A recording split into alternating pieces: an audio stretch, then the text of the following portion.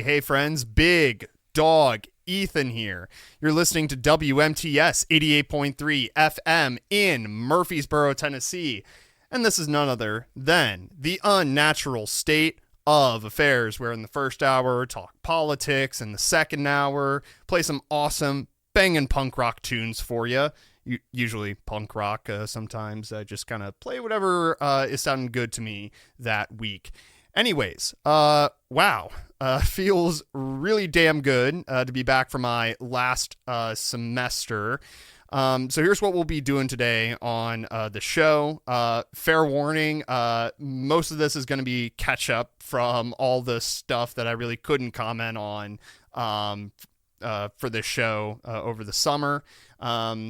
I was actually out in D.C. over the summer doing an internship with this group called Physicians for Social Responsibility. The main thing I worked on, well, there were two main things I worked on. One was collecting information about all the Hiroshima, Nagasaki.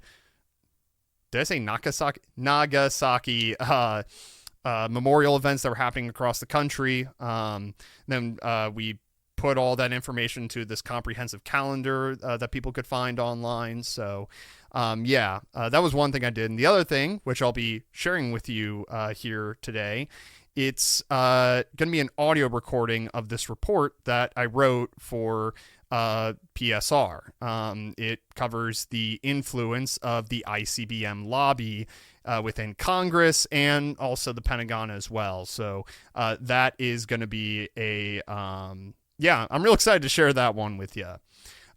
First, what I'll be doing though, I'll be sharing that after. I'll be sharing that after I do this first segment. I'm just going to be giving my reaction to the Democratic presidential nomination upset that happened over this summer. It's no longer Joe Biden. It's Kamala Harris, which I have a lot of thoughts on that. So I'll be getting into all of that. First, I do want to give a brief plug for my thesis and go over some logistical stuff with y'all.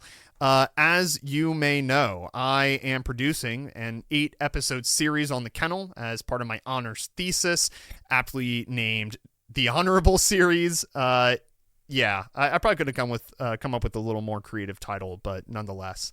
The intro video and the first interview with Cyril Fote are already up. That Cyril Fote interview, fascinating, was not what I expected or what I planned whenever I first scheduled that interview, but it surprised me in a very good way. So that's a great one to check out. I've also got another wild one coming out on Friday. So if you want to stay up to date on all the content coming out from that series, you can go to https://thekennel.substack.com. Again, that is https://thekennel.substack.com.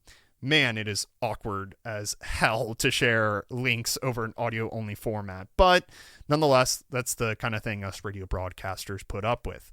Anyways, there you can subscribe and get emails and notifications through the Substack app when that content drops from that series on the kennel.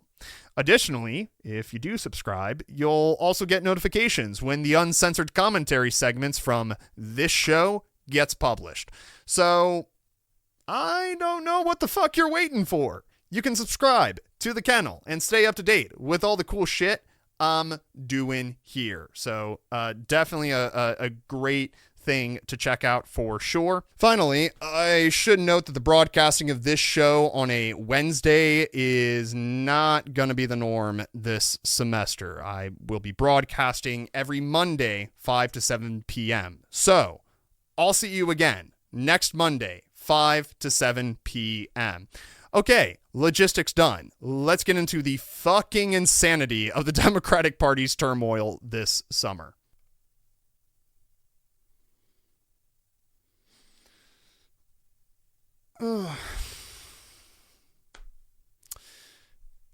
Jesus fucking Christ. Okay, so first thing I'd like to mention.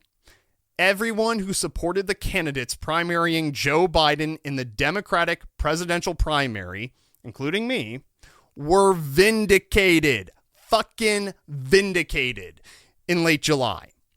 We were all saying, hey, polls are showing that people think Biden's too old. People don't want him to run again. And I did actually manage to find that AP poll. I just need to switch over to the source view here. This AP poll was conducted in February, well, at least the article was published on February 6, 2023. This was like a poll that the AP itself conducted. 37% of Democrats only said that they want him to seek a second term. 37%. And this was even before he announced his run for presidency. And yeah, that did not really increase by much at all. I mean, I remember seeing some polls. I think this one was through Fox News. So, you know, that's one that's relatively unreliable. But there was even one from Fox News that said, like, my God, like somewhere between 75 to 80% of Democrats said he was too old to run. They had all the evidence. And so many times, Democrats were saying, well, he's the incumbent. What are we supposed to do? DNC executives kept saying, we can't host debates. Biden is the nominee. In 2022, before any candidates announced their runs, DNC executive director said in a Politico article that if Biden ran, and if he faced a primary challenger, quote, we're with Biden, period. Every time Biden had a gaffe, we'd see White House throw out some brilliant line like this. Are these, deceptively edited videos, and they're a huge part of Donald Trump's campaign strategy. I think anytime you see, a viral video like this, you should approach it with a level of skepticism, because this is part of a deliberate strategy to deceive and distract voters from his historically unpopular agenda. Rob Flaherty is Biden. I should note that is that's like a higher up within Biden's campaign, or well, he was a higher up within Biden's campaign. That's who that guy is, and essentially what that guy and just about every other high-ranking DNC official, every official from the Biden administration was saying, and everyone from the Biden campaign was saying was, no. You didn't see Biden, for example, randomly wander off to greet parachuters while he was supposed to be taking a photo with world leaders. No. Those are actually cheap fakes. Oh.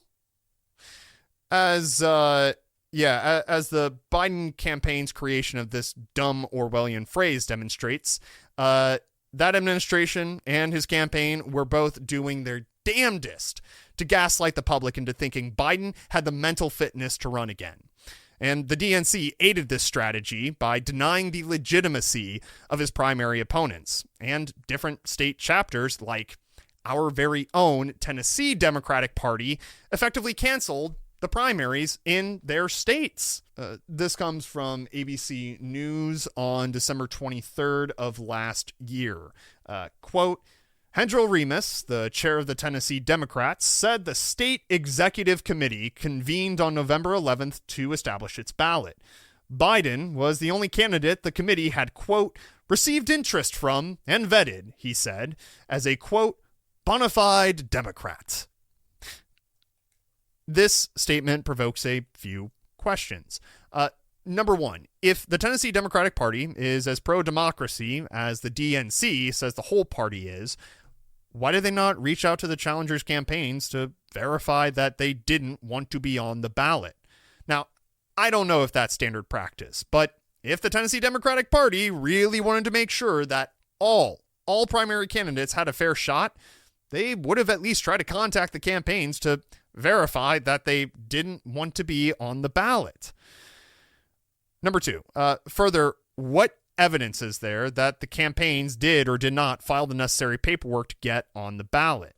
Because the thing is, Marianne Williamson and Dean Phillips, they especially made a big stink about that threat sort of manifesting in Massachusetts.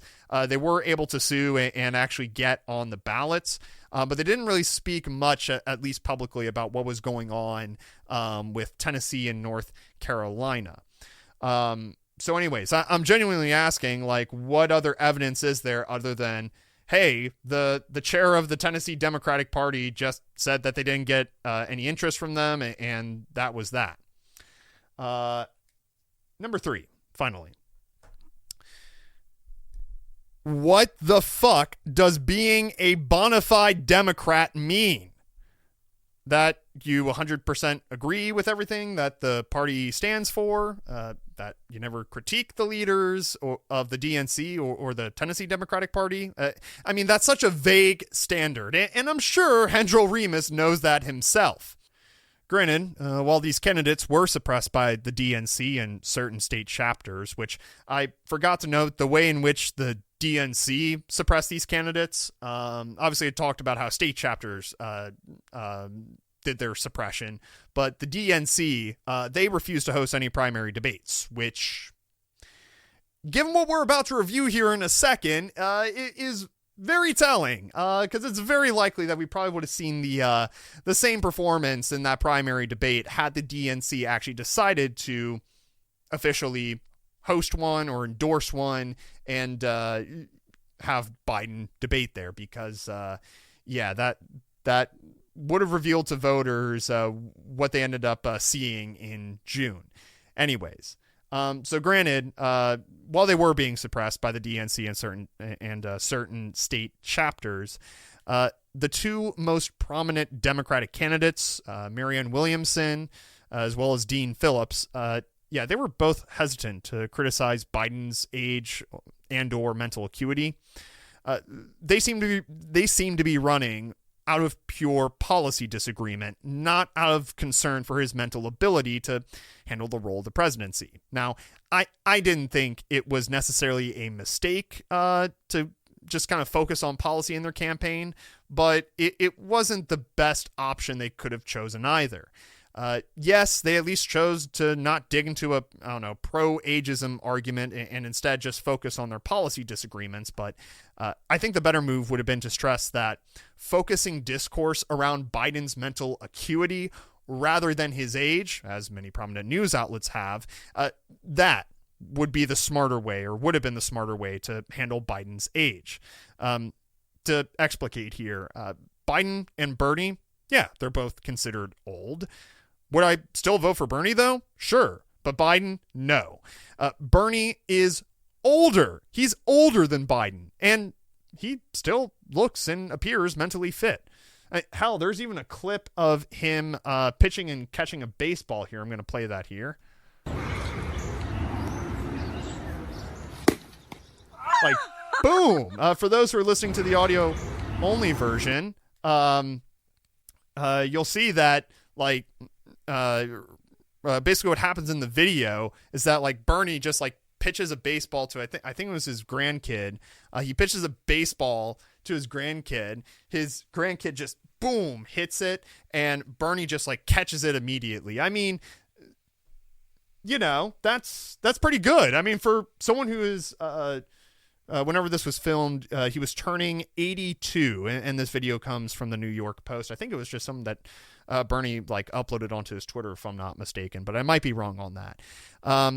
Anyways, I mean, he is clearly still, like, physically and mentally fit, for sure. Now, granted, it's hard to tell if he's making a celebratory scream or screaming because the impact of the baseball shattered his 82-year-old hand, but he still showed some great reflexes for his age. Biden, meanwhile, the guy gets terribly winded from biking, as we can see here. I should note, this video came out 2 years ago. And for those who are listening to the audio-only version, you may have already seen this proliferate on social media whenever this footage first came out a couple of years ago. Biden was like, he was on like a bike trail on his bike, obviously, and he kind of pulls up to a crowd who's all kind of like cheering him on and all that, as you could hear there. And it's like he gets off, he just kind of like takes his leg off his bike, and he stands there for about a second, and then he just loses his footing, and he just just tumbles onto the pavement. So anyways, that's kind of one way to sort of demonstrate that difference in age and mental acuity between him and Bernie. But I'll give another simplistic comparison as well. Bernie is mentally there enough to call for conditioning aid to Israel, a nation that the International Court of Justice has ruled to be an apartheid state, plausibly committing genocide at this point in time. More on that in a second. Here is Bernie on May 12th on NBC. We appreciate your being here on a busy Sunday morning. I want to start with your reaction to that State Department report and what you just heard from the Secretary of State, who defended the report, the fact that there was no definitive conclusion drawn. He also said he has not seen a definitive plan from Israel to go into Rafah without mitigating civilian casualties. What was your takeaway, Senator? Well, Chris and I have a lot of respect for Tony Blinken. He has an impossibly difficult job. But the reality is I think any objective observer knows Israel has broken international law. It has broken American law. And in my view, Israel should not be receiving another nickel in U.S. military aid. Look, the facts are... Boom. I mean, he was just pointing out the obvious facts there that Biden is just too gone to realize. Had both the primary candidates hammered on Biden's blatant mental decline rather than his age, I think they could have focused the discussion in the correct direction, though it probably wouldn't have mattered much anyways without the DNC taking them seriously and like hosting a primary debate, or, you know, the state chapters, those few state chapters actually putting them on the ballot whenever they certainly had the polling to suggest that they should be included on that ballot. Instead, we had the Democratic primary in Florida get canceled, and the primaries here in Tennessee and North Carolina ended up only giving the options of uncommitted and Biden. So naturally, Biden was effectively coronated as the Democratic nominee. Then that June debate happened. Child care, elder care, making sure that we continue to strengthen our healthcare system, making sure that we're able to make every single solitary person eligible for what I've been able to do with the with the COVID. With dealing with everything we have to do with. Look, if we finally beat Medicare. Thank you, President Biden. President Trump? Well, he's right. He did beat Medicare. He beat it to death, and he's destroying Medicare because all of these people are coming in. They're putting them on. Oh, my God. So, yeah, I actually had to watch that fucking dumpster fire of a debate. It was for a homework assignment for my evening class I was taking in Washington, D.C. as part of the Washington Center's internship program. So I watched it with a classmate and some of her friends, and the ones who were particularly invested in seeing Biden win the debate, yeah, they were flipping shit over the disaster that was slowly and painfully happening before their very eyes. A great way... Because I understand. I only showed you, like, what, maybe a 30-second clip from that debate. That was what that entire, what was it, like an hour and a half, 2-hour debate felt like. I mean, it was just this slow moving dumpster fire where it's just painfully obvious with every sentence, every syllable that Biden utters. It's just so painfully obvious that he's barely there. It was just horrendous. And yeah, my classmate, she's been like a tried and true Democrat her whole life. And halfway through it, she was on her phone with her mom just yelling into it, "Mom, what the fuck?" I was genuinely surprised at how bad Biden's mental state was appearing there in that debate. Like, I didn't know how right I was until that debate happened. I mean, here, this is a full 2-minute clip. I'm just going to play this full clip for y'all so you can get an idea of how bad this debate was. He had the largest national debt of any president in a 4-year period, number one. Number two, that $2 trillion tax cut benefited the very wealthy. What I'm going to do is fix the tax system. For example, we have 1,000 trillionaires in America. I mean, billionaires in America. And what's happening? They're in a situation where we have 1,000 trillionaires in America. What? Look, we have 1,000 trillionaires in America. That I understand. I misspeak from time to time. You may even gather that. I mean, certainly you would gather that if you watch the videos on here and you'll see all the jump cuts, right? I misspeak from time to time. Do I misspeak to the point where I say we have 1,000 trillionaires in America? You just have to be so gone, mentally gone, to even utter that sentence. Like, I understand that wealth disparity is a big issue. Like, I understand that. I hate billionaires. Okay, if there was going to be like a mass gathering in front of Bill Gates or Elon Musk's house and people just drag them out of their mansions and put them into a guillotine, you know what? I would just be like, it's kind of what happens when you dodge taxes, legally dodge taxes for years upon years and end up, stealing a bunch of money from the government, which could be used to fund more effective social welfare programs. Obviously, I'm not going to go on the internet or the radio and just be like, yeah, that'd be cool if people did that. I'm not going to do that, but also I'm just going to be like, what else did you expect? Anyways, point being is, I hate billionaires. I hate the incredibly, insanely wealthy. But I also understand, too, there is not one trillionaire in America. We're going to that point. If I'm not mistaken, I think it's like within the next, 5 or 10 years, Jeff Bezos will be a trillionaire. We are not at the point where there are 1,000 trillionaires in the U.S. That is just insane. And for him to utter that, I mean, that alone just shows blatant, obvious mental decline. Anyways, I can't even suffer through the rest of that debate. I can't even suffer through another 30 seconds of that. That was just a painful thing that I had to watch for my class. If I wasn't having to watch that for a class, I probably would have turned it off within maybe the first 5 to 10 minutes after hearing how Biden's voice, my God, it is just gone. He sounds like a lost little kitten almost. I mean, it was just pathetic. Just pathetic. And debating Trump at this point should be an easy task for any Democratic candidate. And Biden was fucking choking throughout the entire goddamn thing. So it was no surprise that after 2 weeks of absolute chaos behind the scenes among elected Democrats, Biden announces withdrawal from the race. Now, I should note, it wasn't a surprise to me. It was a surprise to a lot of other people. The main way I knew that it was certainly going to happen at some point was that there were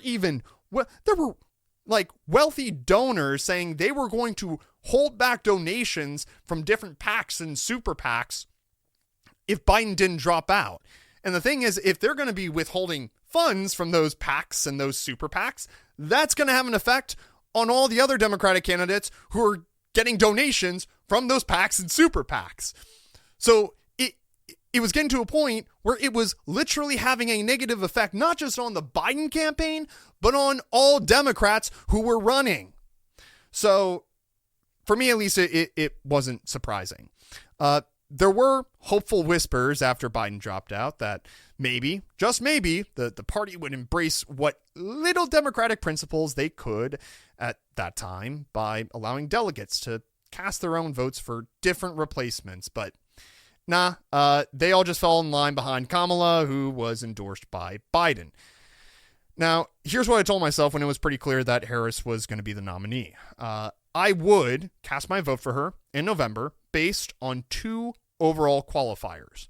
One, if she picked Tim Walz for VP, and two, if she at least made a promise to condition aid to Israel. Had to burp there. If those conditions were met, I could swallow my pride, ignore my many disagreements with her, like the fact that she just backed away from Medicare for all, despite the fact that, she campaigned on that whenever she was running for president in 2020. I could swallow all of that and cast my vote for her. To her credit, she did pick Tim Walz. First condition satisfied. Now, why was that important? Well, for starters, the other options were Governors Josh Shapiro of Pennsylvania and Andy Beshear of Kentucky. Now, Beshear wouldn't have been a bad pick. For those who are watching the video version, I'm just going to show you like a pretty comprehensive list of all of his accomplishments. I mean, I'm not going to read them all, but there is a lot on there. I mean, he's done a ton in Kentucky. Plus, on top of that, the guy has pretty solid approval ratings. This is from NBC News. Where was it saying? There was like a general number there, but I'm struggling to find it. Yeah, so it's just 34% of those surveyed, 34% of those surveyed disapproved of the job Beshear is doing. And that was in January 13th of 2023. This was the most recent poll I could find. I mean, I'm maybe I just missed something, but yeah, I mean, the guy has pretty solid approval ratings. So he wouldn't have been a bad pick. Shapiro, on the other hand, yeah, he would have been a horrendous pick. According to the Spotlight Pennsylvania nonprofit news outlet, the guy apparently supports school vouchers, which, for one, isn't really something that the Democratic Party as a whole supports. But on top of that, that's also not something that teachers' unions support at all, because it basically diverts funds from public schools to parents who are wanting to send their kids to private schools. So teacher unions were not going to like that one bit. And furthermore, while none of the considered picks were pro-Palestine by any stretch of the imagination, Shapiro is the only one who has gone after student protesters, comparing them, I kid you not, to the KKK in a CNN interview.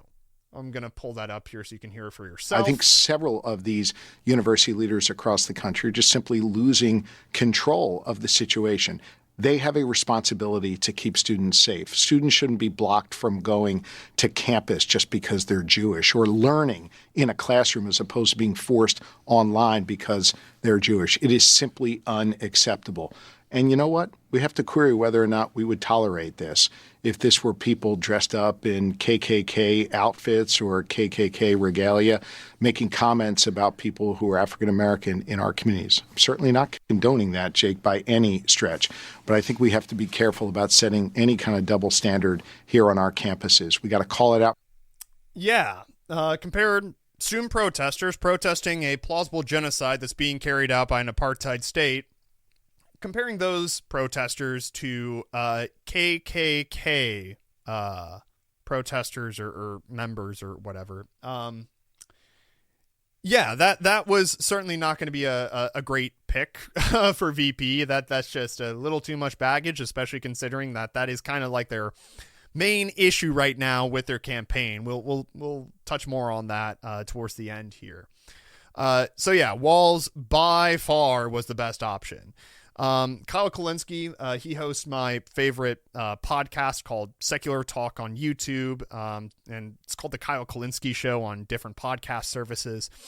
He compiled a couple of tweets that summarizes all of the major accomplishments that Minnesota Democrats achieved at the state level with a 1-seat majority in their Senate and a seat majority in their House of Representatives.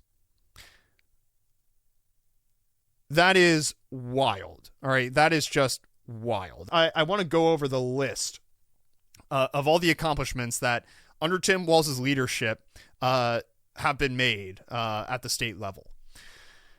Quote, universal free school meals, legal weed, carbon-free electricity by 2040, tax rebates for the working class up to $1,300 for those making under $150,000 per year, 12 weeks paid family leave, 12 weeks paid sick leave, banned conversion therapy, red flag laws for guns, universal background checks for guns, automatic voter registration, free public college for people who are making $80,000 or less per year. Ban on PFAs, which are these forever chemicals. $2.2 billion increase in K-12 school funding. Sectoral bargaining for nursing home workers.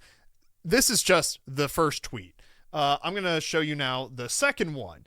Other policies of Tim Walz. And again, this is from Kyle Kulinski. Other policies of Tim Walz I haven't mentioned yet as congressman and governor.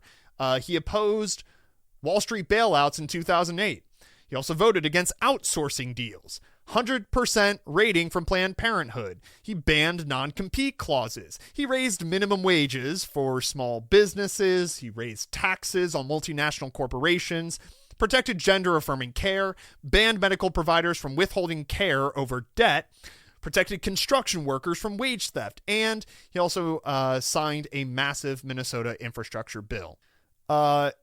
Yeah, I gotta stress, not only did he get all of this done, but he did it with such a slim majority in both of the Minnesota legislative bodies. And to add on to all of that, this guy, he knows how to campaign. Here's a great example. That's going to require a little bit of context. So after Trump picked Ohio Senator J.D. Vance for his vice president, some troll on Twitter claimed that Vance admitted to, and I kid you not, having sex with a couch during college in his book, Hillbilly Elegy. Now, that was patently false. Like, someone made that shit up. We know this because the Associated Press put up a fact check saying, no, like he did not have sex with the couch. However, they took it down, saying that it didn't meet their editorial standards. Though the Snopes fact-checking site, the Snopes fact-checking site, yeah, that still holds that Vance, in fact, did not fuck a couch. Everyone on Twitter, however, they saw the AP's removal of the fact-check, and everyone just kind of sarcastically said, well, we don't know that he didn't fuck a couch, and thus the memes proliferated. I'll share some of them with you here. So this is a great one for those who are listening to the audio only thing. It is a little cartoon of these like personified sperm cells talking to each other. And one of them says, I can't wait to be a politician like my dad. Second one says, brother, we're in between the cushions of a Costco sleeper sofa. Alrighty, second one here. Again, there were a lot of them that were just swimming around social media. So, this one. So granted, I don't know if this is just a coincidence, but like, it was still perfectly timed. The New York City Sanitation Department, they tweeted, have a couch you just don't love anymore? Set it out the night before your trash only, not recycling, collection day. And they have like a little cartoon of just a couch, and it says, have a couch you just don't love anymore. And kid you not, on the little like cartoon thing of like the couch, like you could even see like little like yellow like dots on it. Like, you know how, like, you know, whenever like investigators like put a UV light up onto something to see if there's like that kind of liquid. I'm trying to keep this as PG-13 as possible so I can still broadcast this on the airwaves. So yeah, anyways, there's that. On this one, it's like a picture of like, I don't know if you've seen those kind of couches where they have like the little, it's almost kind of like, I don't know, like corduroy pants or whatever, where, you know, it's like, they're kind of like these little, like, I don't know, like lines, going down it. I don't know how else to describe it, but anyways, it's a picture of that kind of a couch, and it says, ribbed for his pleasure. Okay, maybe I can't broadcast this on the airwaves. I think maybe we'll just send this to the station manager or the Discord for the station before I broadcast this. There's another one here. This is placed outside of a J.D. Vance rally in Reno, Nevada, of course. It's a picture of this inflatable couch. Someone puts up like a poster on it, and the poster says, JD, call me. It's got like a little picture of like a, I don't know, like red suggestive lips on the poster. So yeah, there's that. And this one. So I guess someone just like had an old couch and they heard about the meme. They decided to have some fun with it. If I'm not mistaken, cause I found this picture in our YDSA Discord. I think this was actually like outside in the streets of Chicago. Someone had this old couch. I guess they just needed to get rid of it. So they put the couch out on the sidewalk in front of their house and they tilted it up on its side. So the couch is like standing up on its side. And then the person wrote in Sharpie marker, JD Vance stood me up, with a little sad face. But, cause like the couch is standing up. And anyways, you get the whole point. Is there one more? Oh yeah, this is just a tweet from Black Knight 10K. Quote, whoever said JD Vance's drag name is Ashley Furniture, you won the internet, but Elon auto-refreshed your tweet into oblivion, which honestly probably true. But anyways, so yeah, just a wonderful collection of all these memes that, you know, that were spreading across the internet, right? The memes were plentiful on Twitter. Then Tim Walz, he gave his first speech after being officially picked for the Democratic vice presidential candidate. This guy gave the biggest wink and a nod to the whole gag, which up until then, people were just like, there's no way that he's like seeing and like noticing this kind of stuff. Or even if he has noticed it, he's probably just so old that, like, you know, he's deemed it, I don't know, off limits to be to be talking about in public, right? Well, even I was proven wrong on this. This comes from PBS NewsHour. And I got to tell you, I can't wait to debate the guy.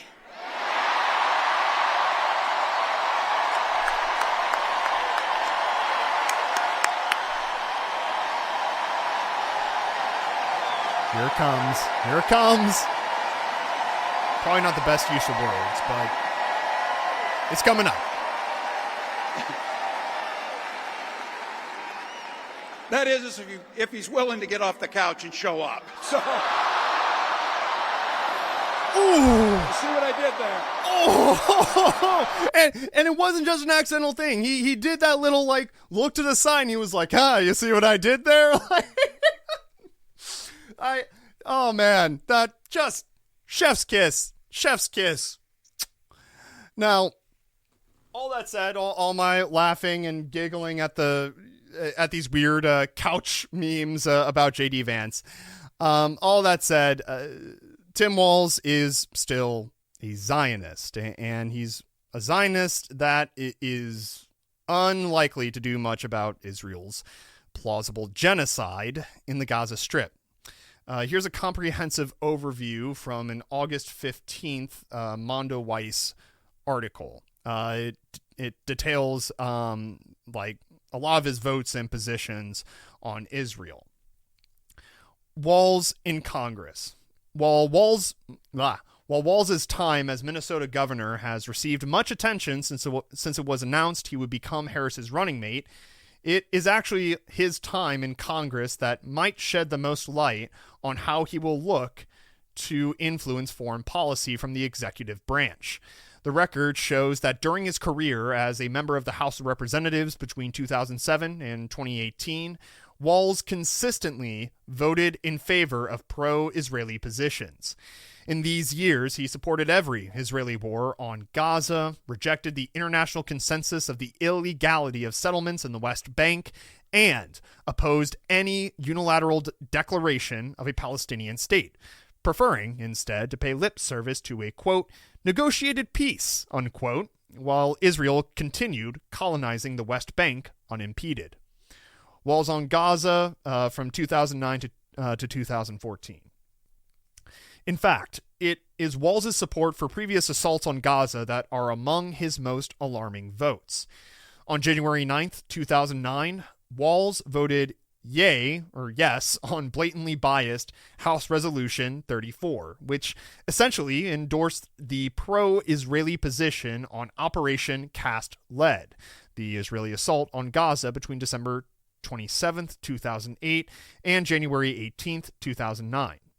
House Resolution 34 called on nations, quote, to condemn Hamas for deliberately embedding its fighters, leaders, and weapons in private homes, schools, mosques, hospitals, and otherwise using Palestinian civilians as human shields while simultaneously targeting Israeli civilians, unquote. It also sought to, quote, lay blame for both, It also sought to, quote, lay blame both for the breaking of the calm and for subsequent civilian casualties in Gaza precisely where blame belongs, that is, on Hamas, unquote.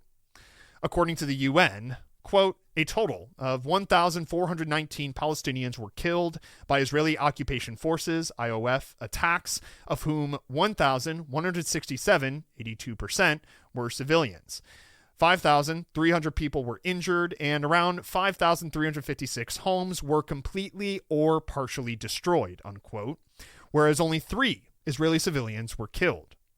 Furthermore, according to the report of the United Nations fact-finding mission on the Gaza conflict, also known as the Goldstone Report, quote, the mission found no evidence that Palestinian combatants mingled with civilian population with the intention of shielding themselves from attack, unquote. Here's another quote. The mission is unable to make any determination on the general allegation that Palestinian armed groups used mosques for military purposes, unquote.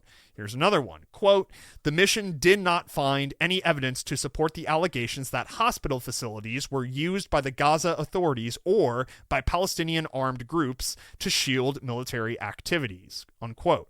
And here's another one. Quote, the mission found no indication that the civilian population was forced by Hamas or Palestinian armed groups to remain in areas under attack from the Israeli armed forces, unquote. The report did find, however, that Israel used Palestinians as human shields in up to 4 instances in contravention of international humanitarian law. So I'm not going to read this whole article. Initially, I was thinking of doing that, but I'd probably be here for a couple of hours at least. The main point of this article, and I'm just kind of using this one vote as an example, is that Walz has voted for Zionist pieces of legislation, like this resolution condemning Hamas for all of these accused or alleged atrocities. And whenever the UN does an investigation to actually look into the evidence, they don't find any evidence of these claims against Hamas. And actually, one of those claims, the IDF or IOF, was actually guilty of committing. So that's Walz's record on Israel and Gaza. Now, what I can say in his defense is it's at least a stance that he comes by honestly or relatively honestly. In his congressional career, Open Secrets reports that Walz took $15,000 from pro-Israel interest groups, which that may sound like a lot. It's actually a relatively small amount compared to the other groups who have donated to his campaign. It's not like, this was pro-Israel groups were far from the most influential fundraiser in his campaign, or not fundraiser, donor. They were far from his most influential donor whenever he was campaigning, at least for Congress. I did try to look into the receipts from his campaign for governor in Minnesota. Yeah, unfortunately, Open Secrets doesn't do much with state races, and if you try to look up the actual campaign finance reports for Minnesota, yeah, they filed them all as PDFs, so it's kind of really hard to even sift through all that. I did a few Control F searches through some of those documents, and I couldn't find any evidence of any money taken by prominent pro-Israel groups, but nonetheless, from what I know, from what I can find, it seems no, this is an honest position that he holds, at least. Honest or not, though, it seems unlikely that he's going to be much of an advocate for doing the second thing that is a massive condition for me to vote for Harris and Walz. That second condition, actually conditioning aid to Israel. Y'all, I don't know what more fucking evidence someone would need to be convinced that Israel cannot be given all the weapons we're shipping them. Now, before any of you Zionist listeners or viewers trot out your mindless propaganda line, Israel has a right to defend itself. Israel has a right to defend itself. I'd like to note a few important things. One, what nation doesn't have a right to self-defense? Yeah, obviously Israel has a right to self-defense. No shit. Israel absolutely has a right to conduct targeted operations focused on Hamas combatants. Does a nation have a right, though, to indiscriminately bomb civilians, schools, hospitals, and civilian infrastructure in general? These are the most updated casualty stats from the Euromed Human Rights Monitor as of August 21st. So at least 43,592 civilians have been killed out of a total 48,380 Palestinians killed as a result of Israel's actions in the Gaza Strip. That is, bumped into the mic there, that is roughly a 90% civilian death rate. We've also got 1.95 million people displaced. There's also 171,500 homes completely destroyed and another 345,000 partially destroyed homes. On top of that, 171 journalists killed. Now, the Committee to Protect Journalists, they wrote on September 3rd that this makes the plausible genocide in Gaza the deadliest period for journalists since they began collecting such data for all conflicts in 1992. Yeah, there it is, right at the top there. I was looking around there. Anyways, so we've got that 171 journalists killed within a 10, 11 month range. On top of that, there's also 182 destroyed or damaged press headquarters. We've got 489 damaged schools. By the way, all the universities have been destroyed. That's according to a New York Times article. I forgot to include that. I'm sure you can find that somewhere. Any sane-minded individual would see these stats and conclude that what Israel is doing is not fucking defense. These are war crimes intentionally being committed by Israel. You don't rack up a 90% civilian death rate in a war accidentally.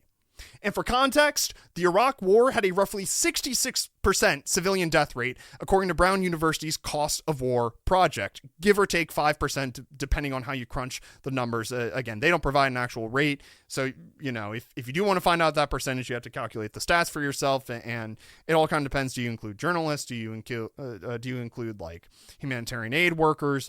Anyways, depending on how you crunch the numbers, Iraq War had a roughly 66% civilian death rate.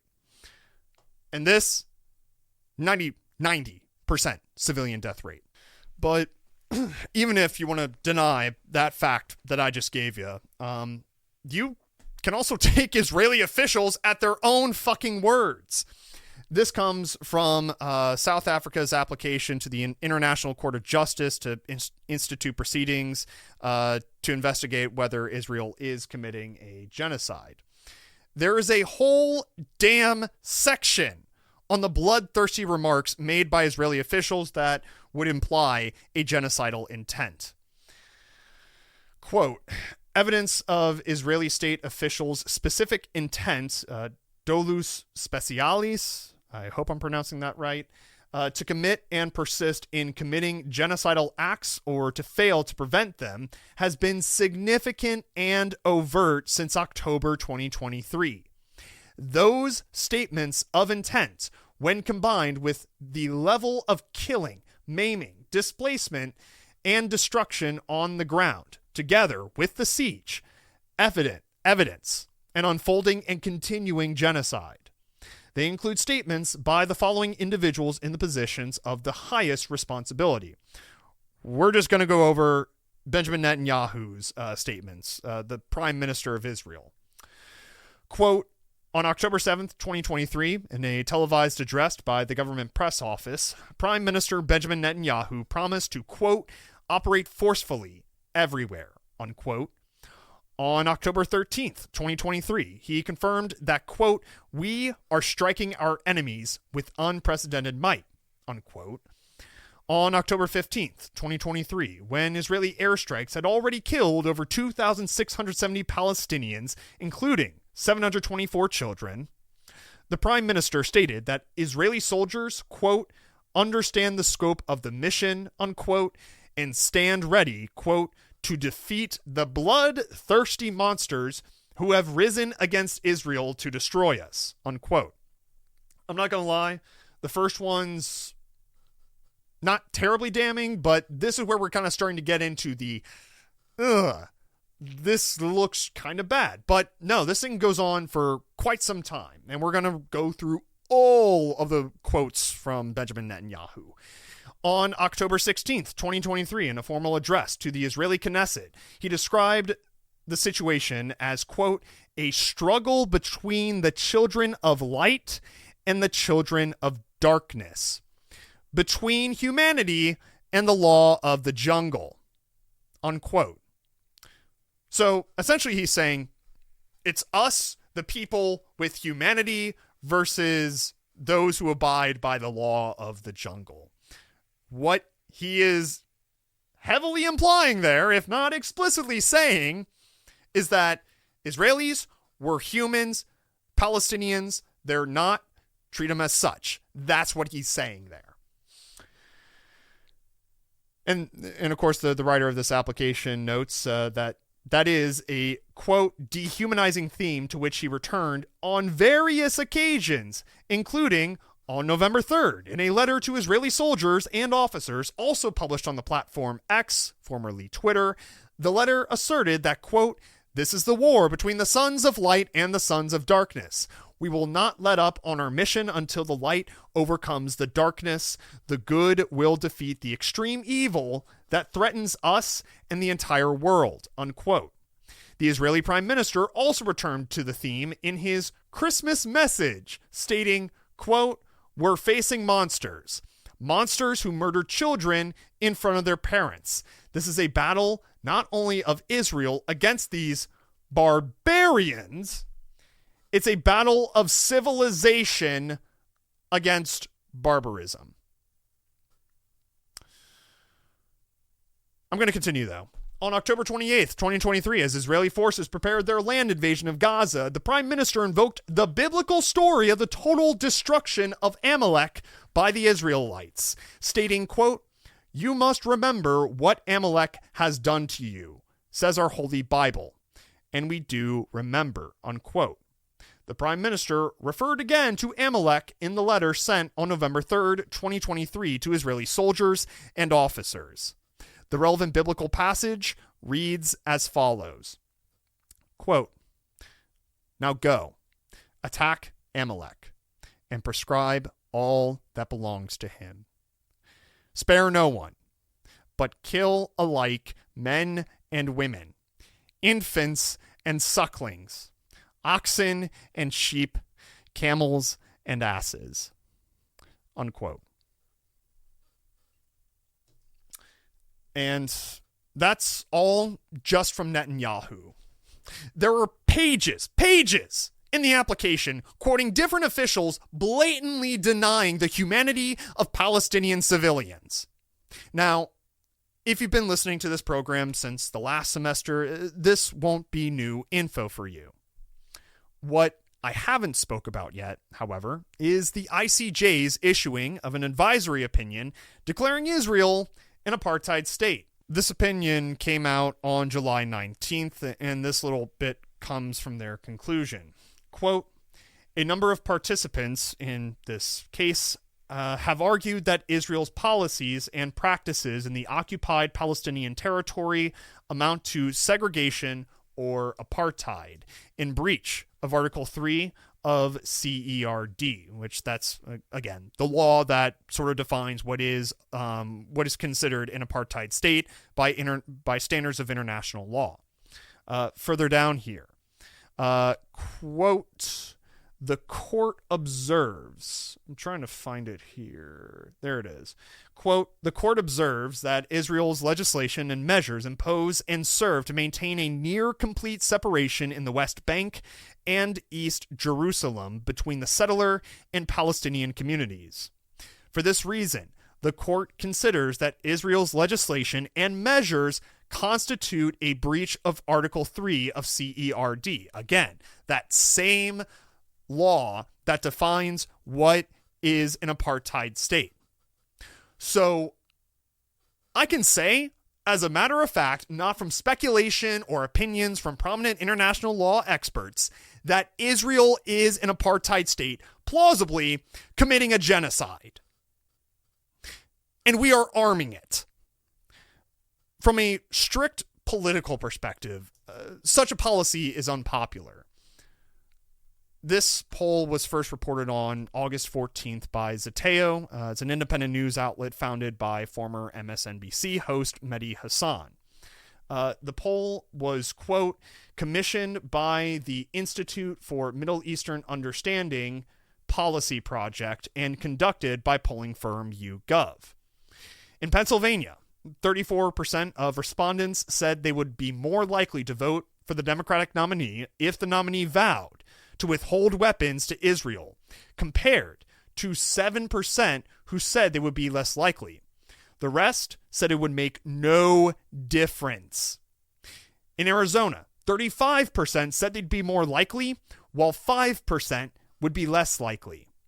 And in Georgia, 39% said they'd be more likely, also compared to 5% who would be less likely.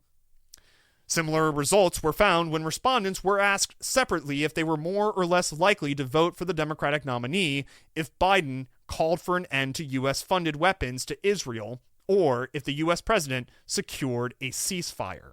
The results were particularly stark when looking at responses by those who voted for Biden in 2020 and are currently undecided. In Pennsylvania, 57% of such voters said they'd be more likely to support the Democratic nominee if they pledged to withhold additional weapons to Israel for committing human rights abuses. In Arizona, 44% said the same. In Georgia, 34% said so. Quote, "This polling clearly shows that if the Democrats want Vice President Harris to be the strongest nominee possible going into November, then they should be demanding that President Biden stop the flow of weapons to Israel and secure a permanent ceasefire immediately." IMEU Policy Project Executive Director Margaret DeRoos said in a statement, quote, "Not only are these policies popular, but they actually move voters from the undecided or not voting column and into the Democrats' column in the states Democrats will need to win." Unquote. So an Israeli arms embargo would improve Harris and Walz's chances of winning, and it's the morally correct thing to do. So they're making the obvious decision to campaign on that, right? Like, right? I'm here because we believe in democracy. Everyone's voice matters, but I am speaking now. Oh. I am speaking now. Okay. Shuts him down. All right. So this goes. So Project 2025. Look, if he is elected, Donald Trump intends to give tax breaks to billionaires and big corporations. He intends to cut Social Security and Medicare. He intends to surrender our fight against the climate crisis, and he intends to end the Affordable Care Act. You know what? If you want Donald Trump to win, then say that, otherwise I'm speaking. I gotta say, shame on all those rally attendees who applauded that. Shame on all of those. They're just ordinary citizens, and they are genuinely afraid of what Trump would do if elected. And I share that fear, but that doesn't excuse telling protesters who are protesting a plausible genocide, shut up, I'm speaking. That was just incredibly disrespectful of her and totally tone deaf. But hey, in her defense, and I didn't pull up this clip, but it was like the next day, she gives this rhetoric, suggesting, a lot of Palestinians have been killed, and, the protesters have a fair point. Okay, kind of makes up for it, not really, but, what about policy? What about, the hell with the rhetoric, right? I mean, maybe there might be some kind of concession policy-wise, right? President Biden has tried unsuccessfully to end the war between Israel and Hamas in Gaza. He's been doing it for months and months, along with you. Would you do anything differently? For example, would you withhold some U.S. weapons shipments to Israel? That's what a lot of people on the progressive left want you to do. Let me be very clear. I'm unequivocal and unwavering in my commitment to Israel's defense and its ability to defend itself. And that's not going to change. But let's take a step back. October 7, 1,200 people were massacred. And I just have to note here again, she's saying 1,200 people massacred, but I guess she just doesn't care about the fact that literally 43,000 civilians in Palestine have been killed as a result of Israel's incessant bombing. And she doesn't give a flying fuck about them. Not a flying fuck. For Harris and Walz to be doing this on such a critical issue that clearly a lot of people do care about, and not a lot of people, there are many people who are saying, this is a single issue for me. If you can't promise that you're going to place an arms embargo on Israel, you don't get my vote. There were, 700,000 uncommitted voters who said, yeah, arms embargo or no vote for you. And she's shooting herself in the foot here. I don't have these pulled up either. Clearly, I'm not very well prepared for this first show, unfortunately, but I was posting about this on my Instagram. It was in Wisconsin in 2020. Biden barely won that state by 20,000 votes. 20,000. There were about, if I'm not mistaken, somewhere between 40 and 60,000 uncommitted voters in the primary, the Democratic primary. It's like she just doesn't want to guarantee a win. I will say polls right now are showing that, yes, she is doing pretty well. It's nothing definitive. She's competitive with Trump, unlike Biden, who was just getting nuked in the polls, right? And there's this one thing that she could do. It's the morally correct thing. It's the popular thing. It's the thing that her base certainly supports the most.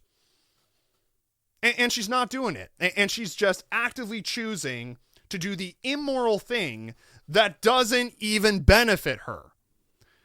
So, yeah, it seems Harris and Walz are gonna continue the Biden strategy of bear-hugging Netanyahu, hoping that he'll magically decide to start negotiating for a ceasefire in good faith, which would be quite a naive hope, as a September 1st report from Drop Site News has gone to great lengths to show how Netanyahu has been the main obstacle to achieving a ceasefire. Now, for those who don't know, Drop Site News, it's a brand new nonprofit news outlet started by former Intercept reporters and editors. Here's a quote from further down the article. Quote, Netanyahu's coup, quote unquote, against his own ceasefire proposal. Since early July, Netanyahu has intensified Israel's attacks in Gaza, repeatedly asked new terms to the framework and, like the framework for negotiating a ceasefire, and assassinated Ismail Haniyeh. I'm probably butchering that name. Ismail Haniyeh, Hamas's political leader, and its lead negotiator. So already, massive red flag, right? Like, he's assassinated, Israel has assassinated the lead negotiator for a ceasefire. I can't imagine that that's really going to do much to further the peace talks along.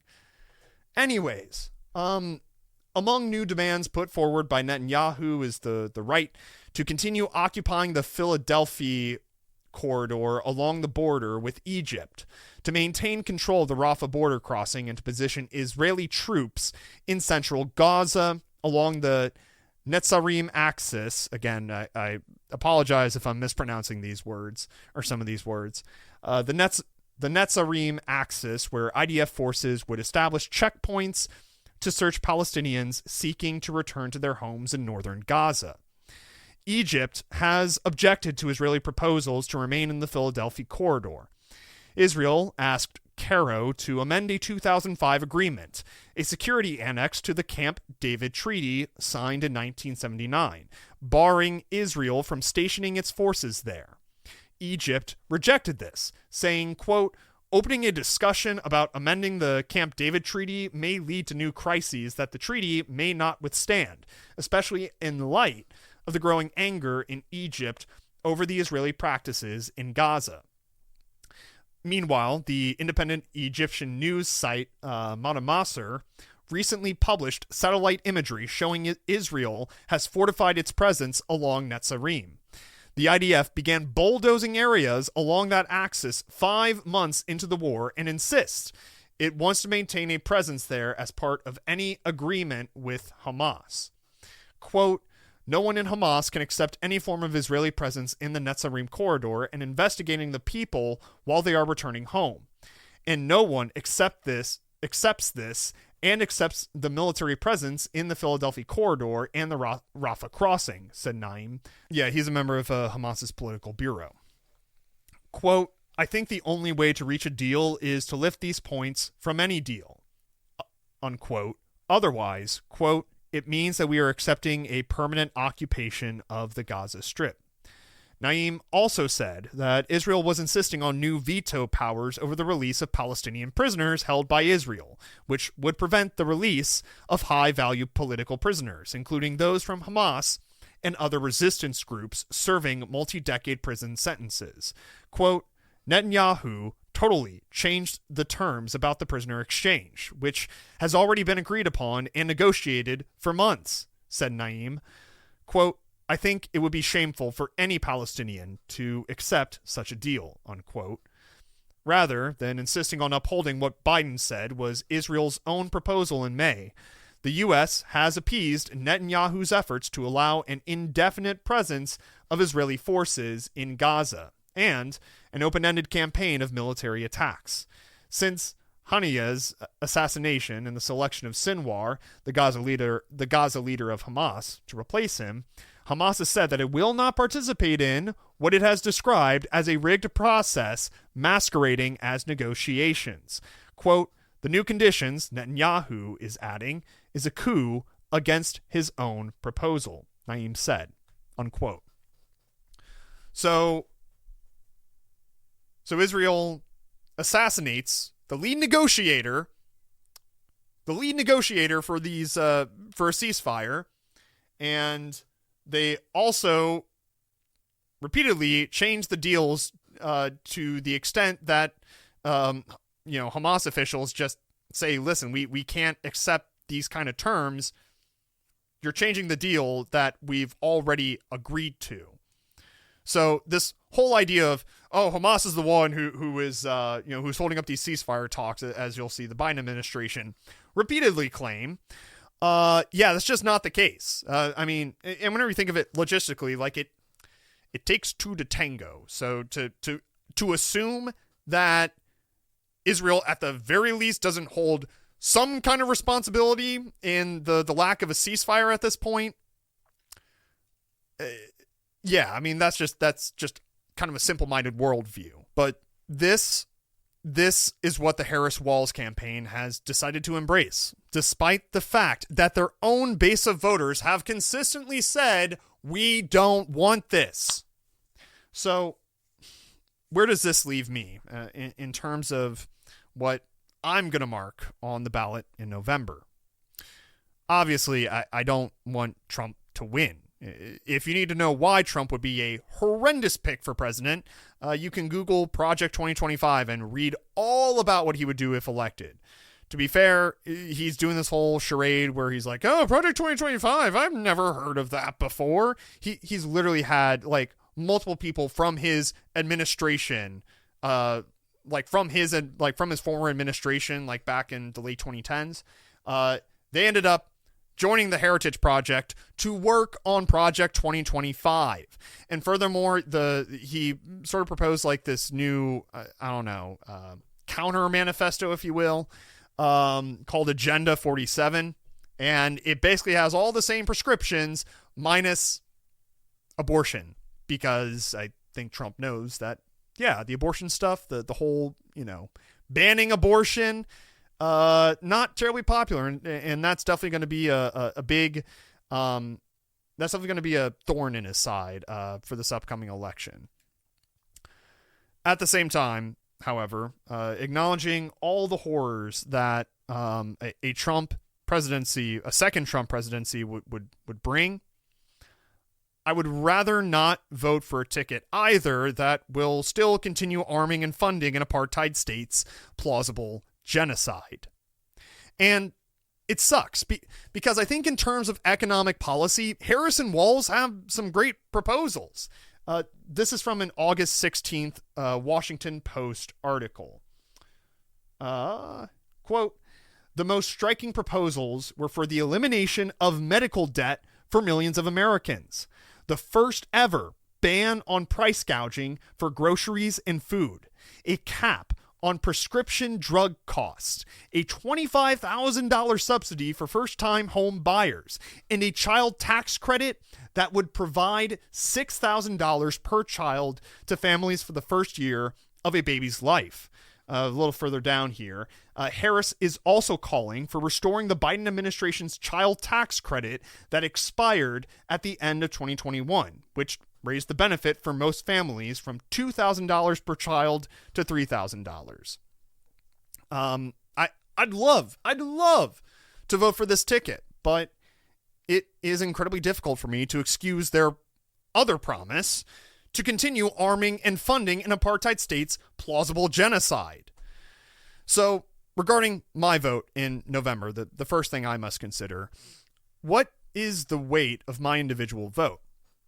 Well, Tennessee's electoral college votes have always gone to the Republican candidate for over 2 decades now. It first went red during that time when our very own Al Gore ran against war criminal George W. Bush in 2000. Technically, to be fair, I guess at that time he wasn't a war criminal, but also he kind of had his dad's his dad's executive history to suggest that he wasn't going to be much better. But nonetheless, this is all the way back in 2000. That was the first time. That was sort of the first time in this pattern of Tennessee continually voting for the Republican candidate in the presidential election. Further, The only Tennessee poll conducted since Harris snagged the Democratic nomination reports that only 37% of 400 likely voters would vote for Harris, meaning that Trump has a 26 percentage point lead in Tennessee. Tennessee is not going blue. And a vote for that ticket, for a ticket that I already have a massive moral qualm with, for which my vote won't even materially affect their chances of winning, that vote will be wasted. Second thing I must consider, is there any benefit to casting a vote for a third-party candidate? Not sound like a campaign ad, because, well, we can't advertise on a nonprofit radio station. But, yeah, with Jill Stein, I think there is a little benefit to voting for her in Tennessee. If Stein gets 5% of the vote, the Green Party will be eligible for a hell of a lot more public funding for the 2028 cycle, especially considering that Stein is one of only 3 candidates supporting an arms embargo. I think she has the best chance that any Green Party candidate has ever had to get that 5%. I mean, with so many uncommitted voters going out to the polls in, earlier this year saying, hey, if you don't support an arms embargo, Biden at the time, now Harris, we ain't going to support you. With so many voters now basically being given the middle finger by the Democratic candidate, yeah, I think Jill Stein probably has the best chance to get that 5%. Now, granted, I will say whenever you look at the national polls, a lot of them are only showing still 1%. So, you know, I don't think it's likely. I'm going to be very honest. I don't think it's likely that she's going to get 5%. But nonetheless, she definitely has the best chance that any Green Party candidate has had to get that 5%. And yeah, I mean, basically my options as a left-leaning voter in Tennessee this November are vote for a Democratic ticket, which I have a major issue with already, when such a vote won't even have a material effect on their chances for winning, since Tennessee's electoral college votes are 99% sure going to Trump. That's my first option. Or I could vote for a third-party candidate who more closely aligns with my policy preferences in order to help put a third party in a better position for success in the next election cycle. So, yeah, I'm voting for Stein. Now, I want to make this abundantly clear. That is my personal choice. That is not an endorsement. We do not do that here on WMTS. We cannot call to action. I think an endorsement would imply that. So that's not an endorsement, okay? And I will say, even if I could endorse on here, I still wouldn't, because I do understand the fear of another Trump presidency. And if people here in Tennessee are you know, going to vote for Kamala and Walz, or Harris and Walz, based on that, you know, I'm not going to judge them. I'll give them a side eye, because inherently they are excusing genocide to cast that vote. But, you know, I'm not, even if I didn't have those rules placed on me to not endorse anyone, I still wouldn't be endorsing Jill Stein, if that makes sense. So are we all clear on that? I hope we are, because I would very much not like to have to deal with some kind of I would very much like to not have the station manager deal with some complaint. So not an endorsement. That is just my personal choice, and you can make your own personal choice this November. Now, if I was in a swing state, of course, this would be a much different calculation, because, yeah, I mean, the Harris campaign, they're going to need all the votes they can get in those swing states. But I'm not in a swing state. And Tennessee is going red for the presidential election, barring some major shift in the polling. So with all that in mind, the better option for me is to vote my conscience. And voting for Stein is what my conscience tells me.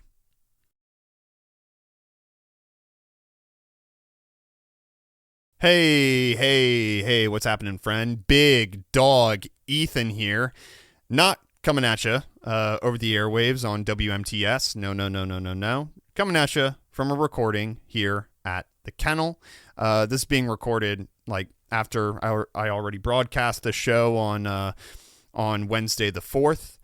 And I just didn't have a time to make an intro for it. And I felt it'd be kind of awkward if I just spliced this recording of my report with the Physicians for Social Responsibility with like no little introduction at least. Over the summer, I was in Washington, D.C. doing an internship with PSR. I think I already mentioned this part. I was like, part of my internship was just working on this project with my coworker there, Michaela. She's awesome, by the way. Also, she has a radio show too, which is really cool. So we kind of vibed over that. But anyways, so the thing that we worked on together was this Hiroshima Nagasaki calendar, which was great. It was kind of cool just getting to reach out to a lot of different people who were kind of organizing this event or those events, plural. And then the other major thing I worked on, I would say, there was also another kind of like a last little thing that was kind of tacked on at towards the end of the internship. But the other major thing that I kind of worked on the entire time was this. It was about a 20-page report if you include the reference pages. It's called The ICBM Lobby: Why the Pentagon Burns Taxpayer Dollars and Why Legislators Vote to Blow the World Up. So, it's not gonna lie, doesn't have a very optimistic tone, but then again, what kind of audio stuff or like podcasting stuff that I make, especially political commentary stuff,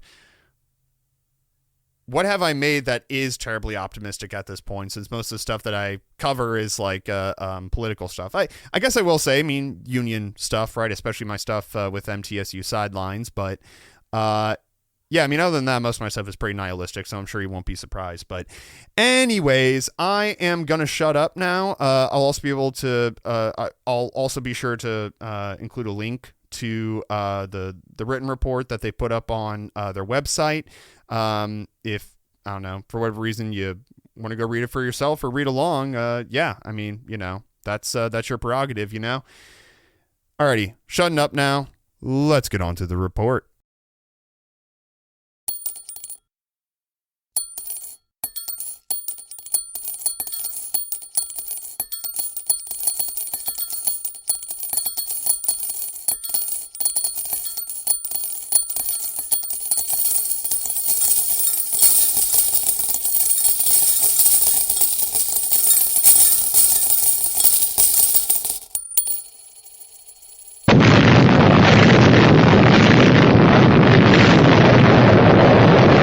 ICBM Lobby: Why the Pentagon Burns Taxpayer Dollars and Why Legislators Vote to Blow the World Up, by Ethan Schmidt.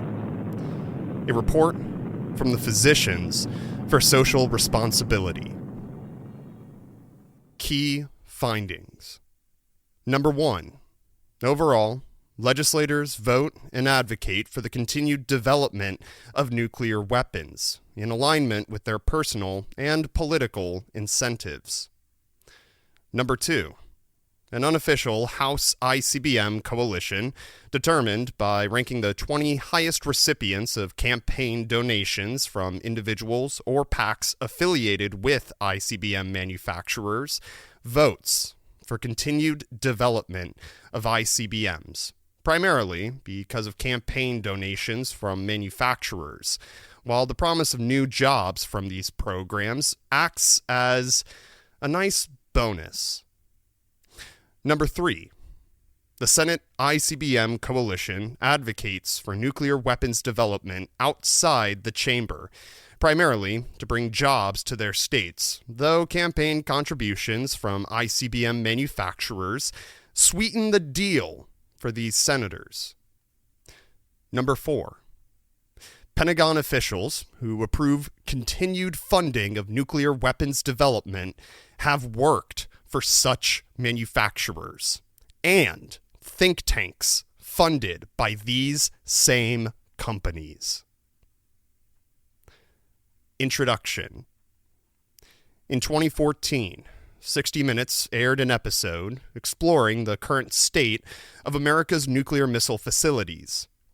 Reporter Leslie Stahl was given a tour of one of the many underground Air Force bunkers built in the 1960s to monitor the 400 Minuteman III missiles still in operation, revealing the stark age of the system managing our intercontinental ballistic missiles, otherwise known as ICBMs. The computers managed by the Air Force personnel in their mid-20s are too old to take USB thumb drives. Instead, they take floppy disks, quote, the really old big ones, unquote, that the Air Force operators had never even seen before starting their jobs. As our current ICBM arsenal ages like milk, the time has come to begin phasing out the land-based leg of the so-called triad of strategic nuclear weapons. As former Secretary of Defense William J. Perry wrote in a 2016 New York Times opinion piece, quote, "These missiles are some of the most dangerous weapons in the world. They could even trigger an accidental nuclear war," unquote. He argued that while their existence as a more accurate alternative to submarine-launched ballistic missiles could be justified during the Cold War, and while they acted as a, quote, insurance policy, unquote, in the event our submarine nuclear forces became disabled, such a backup is no longer needed today.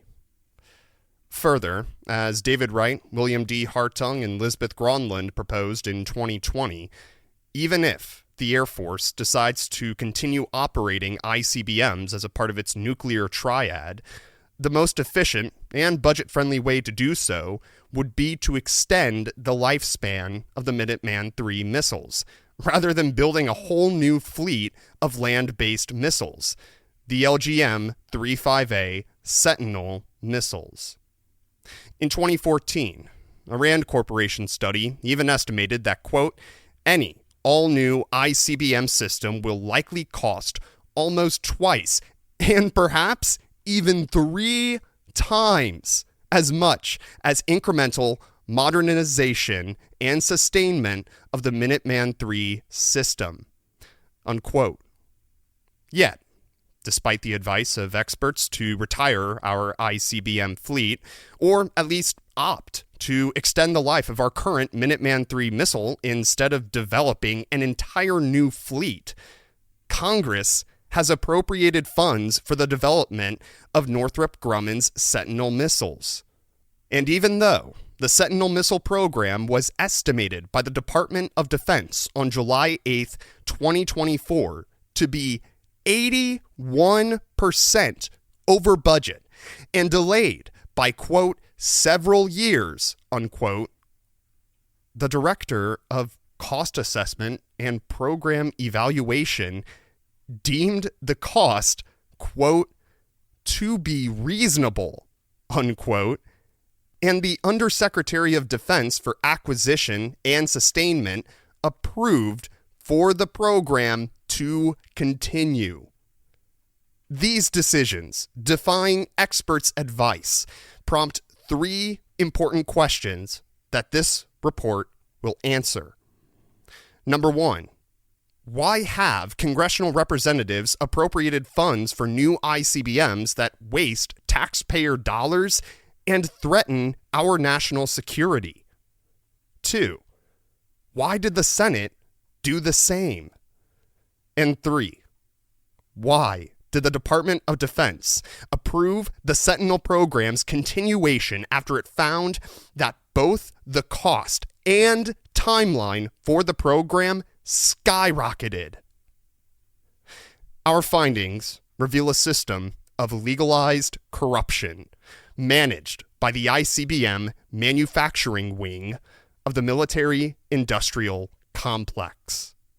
Namely, ICBM manufacturers lobby U.S. legislators to pass the bills they want by filling their election campaign coffers and promising the maintaining of current jobs or the creation of more, while also ensuring that the Pentagon gets staffed by the people who used to run their companies or the think tanks that affirm their ideological and policy goals. Methodology on data collection. We decided that the current debate over the Sentinel ICBM program provided an excellent, specific example we could use to examine the dynamic described above. Using Open Secrets data, we compiled a chart of the 20 U.S. House representatives who received the largest amount of donations from individuals and PACs affiliated with ICBM manufacturers from 2022 to 2024.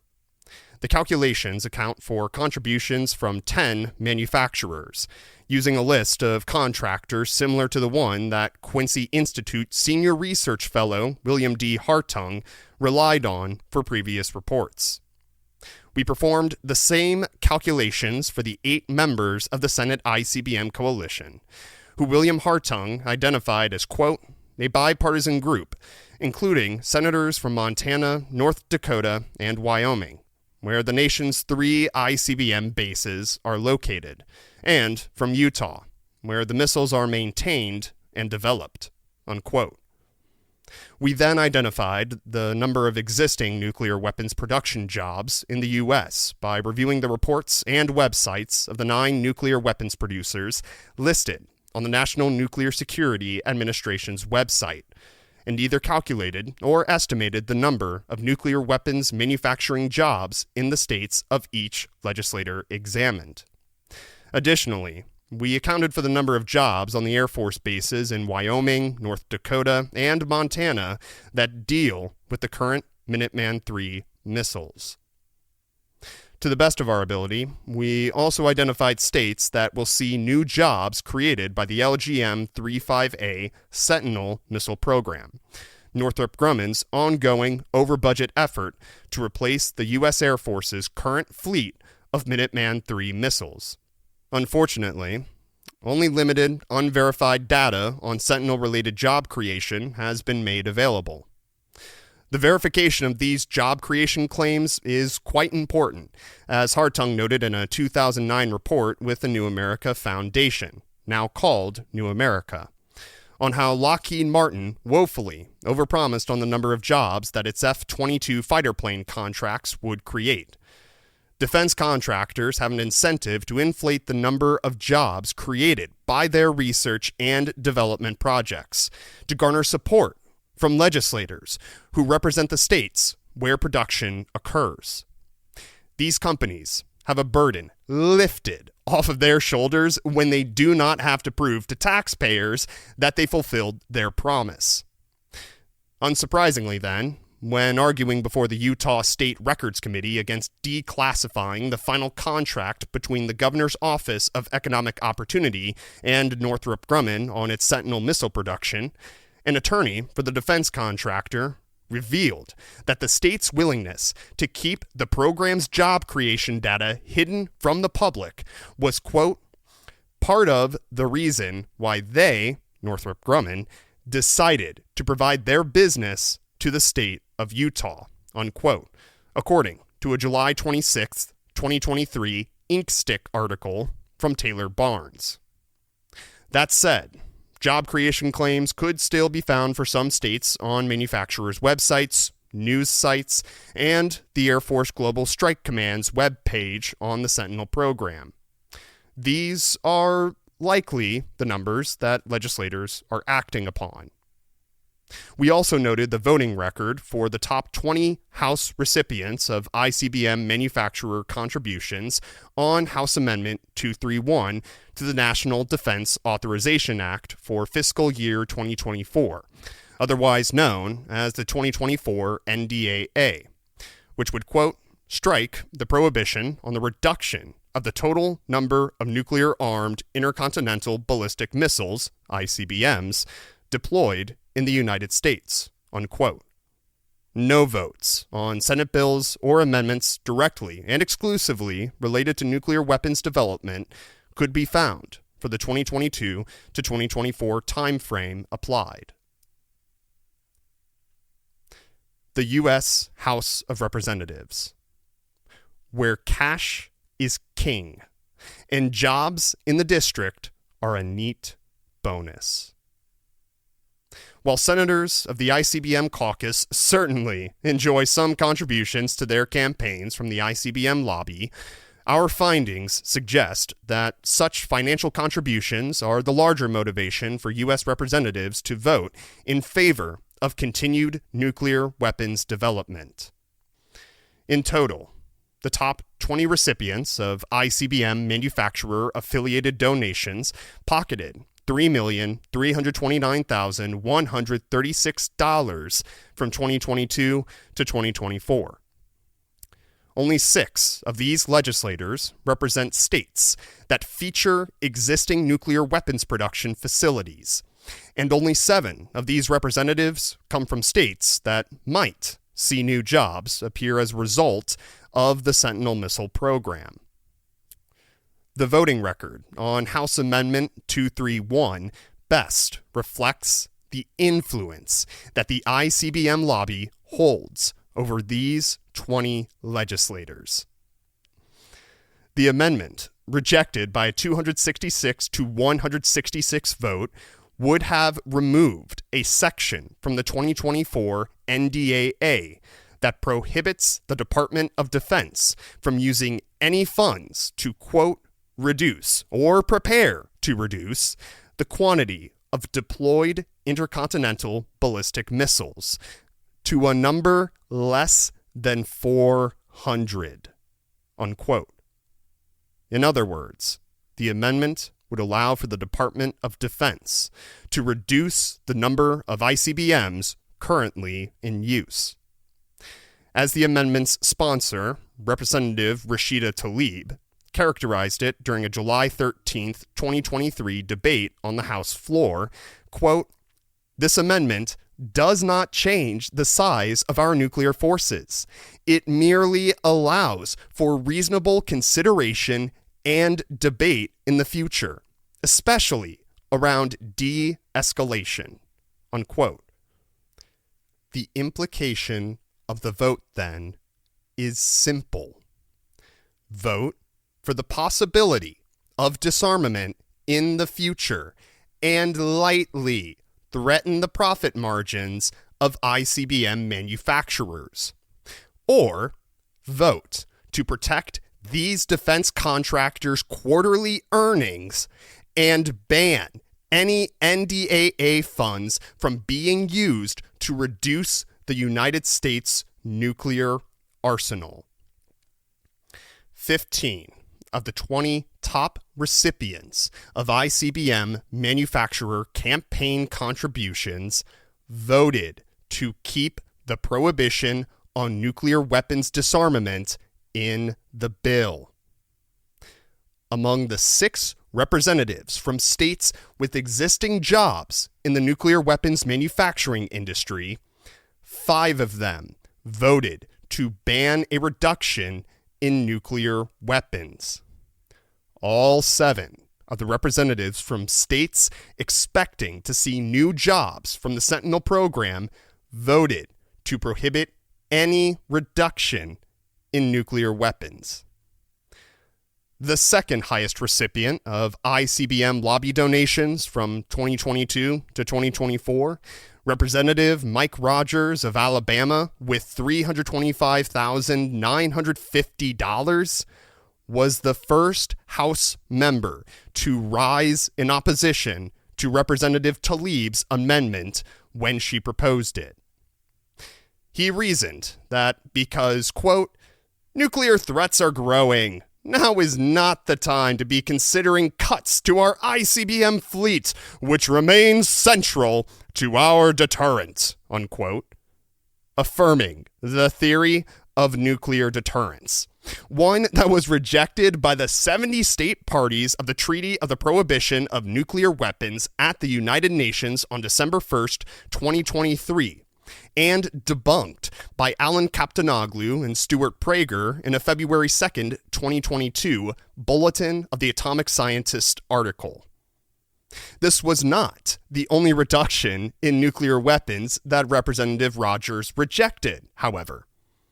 Before that debate, he was also the first to object to the preceding item on the agenda, House Amendment 230, which would have retired the B-831 nuclear bomb, the United States' most powerful nuclear weapon, with, quote, an explosive force roughly 80 times greater than that of the Hiroshima bomb, unquote, according to the New York Times, which the Biden administration already plans to retire. Ensuring the sustainment of the nuclear weapons stockpile would be an important interest of Representative Rogers. While Alabama has no existing nuclear weapons manufacturing jobs, Military Aerospace Electronic reported in 2020 that 2 cities in Alabama were set to gain new jobs from Northrop Grumman's Sentinel missile program. The Senate ICBM caucus. Different tactics, different incentives, same effect. While the tools of the ICBM lobby differ in the Senate, its effectiveness is still the same. Rather than an unofficial group of legislators fueled by massive campaign contributions leading the charge for nuclear weapons development programs, the organized Senate ICBM coalition fights for the continued funding of nuclear weapons, not through intense debate on the Senate floor over NDAA amendments, but through persistent pressuring of Pentagon officials, akin to the colloquial smoke-filled backroom dealings for which Washington, D.C. has earned a reputation. Hartung noted in a 2021 Arms Control Association report how, quote, the coalition has taken dozens of actions, including writing letters to 5 defense secretaries and a succession of chairs to the Senate Armed Services Committee and arranging meetings with key Pentagon and military officials to make the case for continuing the ICBM mission, unquote. These tactics are not a new habit for the coalition either. A 2021 Slate article from Fred Kaplan recounted how the coalition managed to force President Barack Obama to commit to, quote, modernizing or replacing, unquote, the nuclear triad in 2010 by threatening to vote against the New START treaty, an already difficult-to-pass agreement due to the required 2/3 vote for ratification. An August 1st, 2024 article from Responsible Statecraft documented the extensive history of this coalition's efforts to ensure the development of a new ICBM, which includes successful efforts to dissuade the Clinton administration from, quote, eliminating ICBMs entirely during its nuclear posture review process, unquote, to block the Pentagon from studying the environmental impacts of eliminating ICBMs, and rallying their allies in the House to, quote, kill an amendment to the fiscal year 2020 NDAA that would have required a study on life-extending Minuteman missiles, unquote. The primary motivation for the coalition is not necessarily the money. The amount of money the senators received in 2022 to 2024 from ICBM manufacturers pales in comparison to the amount that the top 20 House recipients have amassed in the same time frame. Only one senator, John Tester of Montana, brought in enough contributions from these groups, totaling more than some of the top 20 House recipients. The other 7 senators' contributions from the ICBM lobby combined amount to $76,777, $47,723 less than the 20th highest earning recipient of ICBM manufacturer contributions in the House. Campaign contributions are always important, of course, but they are a mere bonus compared to the ICBM lobby's other lever of influence: jobs. Unlike the representatives identified here, all of the Senate ICBM coalition members represent states that Northrop Grumman and the U.S. Air Force Global Strike Command have reported will gain new jobs from the Sentinel program, ranging anywhere from 2,000 to 4,000 in each of the 4 states.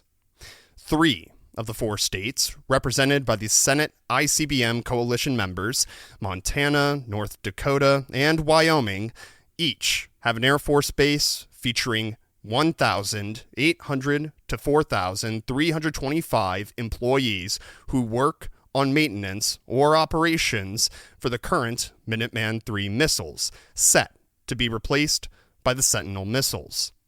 According to Hartung, the existing amount of jobs in Utah related to maintaining the current Minuteman III missiles is unknown at this time.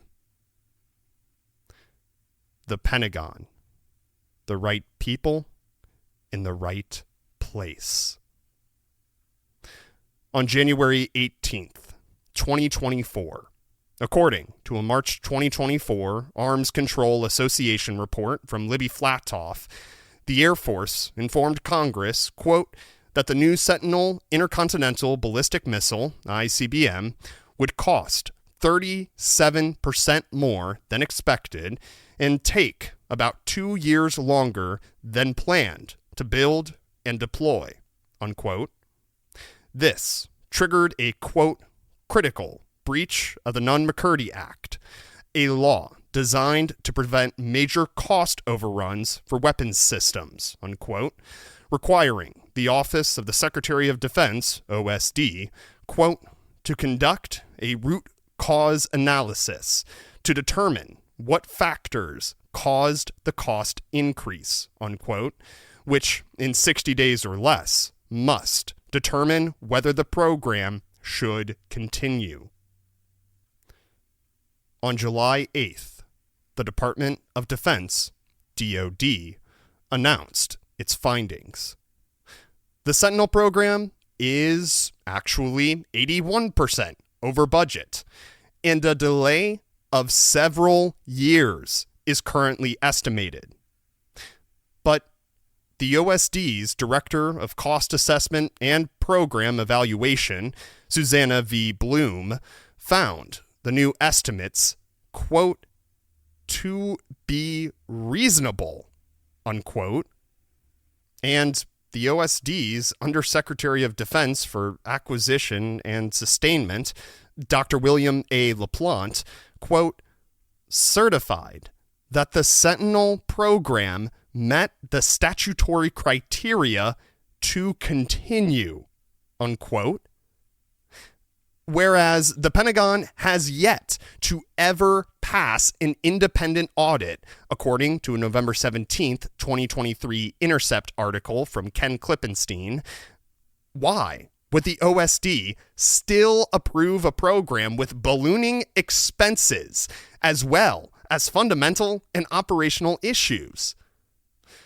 As it turns out, according to her biography on the DoD website, Bloom, who approved of the program's new cost estimates, worked as the senior fellow and director of the defense program at the Center for a New American Security, otherwise known as CNAS, before taking up her current position as the Director of Cost Assessment and Program Evaluation in the OSD. CNAS, according to a February 22nd, 2021 Responsible Statecraft article from Brett Hines, is, quote, a bipartisan D.C.-based foreign policy think tank with at least 16 former affiliates now in the Biden administration, unquote. Hines noted that a 2020 report from the Center for International Policy, quote, found that CNAS was the single largest recipient of defense contractor money from 2014 to 2019, unquote, among the 50 think tanks examined. The largest contributor to CNAS, quote, by far, unquote, was Northrop Grumman, the developer of the Sentinel missile. Quote, not surprisingly, Hines wrote, our review of past publications from the center suggests that the line between their positions and the interests of their donors is rather murky, in part because their interventionist views often fit quite comfortably with that of the profit-oriented aims of big industry players, many of whom are jockeying for contracts and friendly regulation from the federal government, unquote. Bloom, therefore, found the exorbitant cost increase of the Sentinel program, quote, to be reasonable, unquote, not because it actually was, but because she has traveled through a career in which one belief has been reinforced upon her. Nothing is too expensive or unreasonable for the U.S. military. Dr. LaPlante, who certified the continuance of the Sentinel missile's development, holds a career similar to Bloom in that regard. Before taking his current position as the OSD's Undersecretary of Defense for Acquisition and Sustainment, quote, Dr. LaPlante served as President and Chief Executive Officer of Draper Laboratory, a research and development company specializing in advanced technology solutions in national security, space exploration, healthcare, and energy, unquote, according to his biography on the DoD website. While Draper has said very little about its involvement in the Sentinel missile program, it briefly mentioned in an April 23, 2024 press release that it is, quote, a decades-long partner of the U.S. Air Force, including the Minuteman III and Sentinel programs, unquote. Dr. LaPlante, then, approved and over budget an irresponsible nuclear weapon development program, knowing that his friends at Draper held a stake in the program's approval. ICBM manufacturers cannot ensure their profits without having a few friends in the Department of Defense who will sign off on their development programs. Conclusion. ICBM manufacturers guarantee their success by supplying massive campaign contributions to incumbent representatives so that they vote to spend taxpayer dollars on the maintenance and continued development of nuclear weapons, while the ICBM lobby dangles potential jobs in the district above the Senate ICBM coalition members' heads, nudging them to convince both their colleagues into voting for ICBM development projects and Pentagon officials to approve these programs. These Pentagon officials are more susceptible to persuasion from ICBM manufacturers when said officials have already worked for them or their think tanks.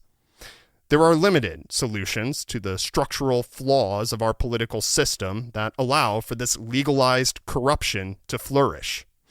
Establishing a robust public financing program for candidates' campaigns, and locking the revolving door between the Pentagon and the military-industrial complex are great starting points. But even with clear reform proposals staring legislators in their faces, other questions arise. Why would legislators work to end the injustices of our political system that they benefit from?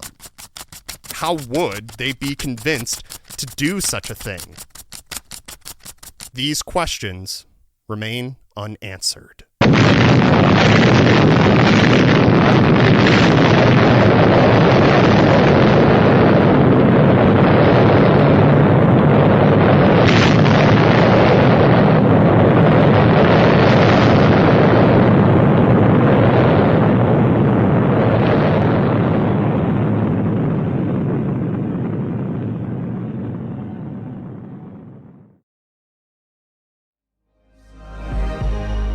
Hey friend, that's all I've got for today, but thank you so much for watching or listening to this episode of The Unnatural State of Affairs.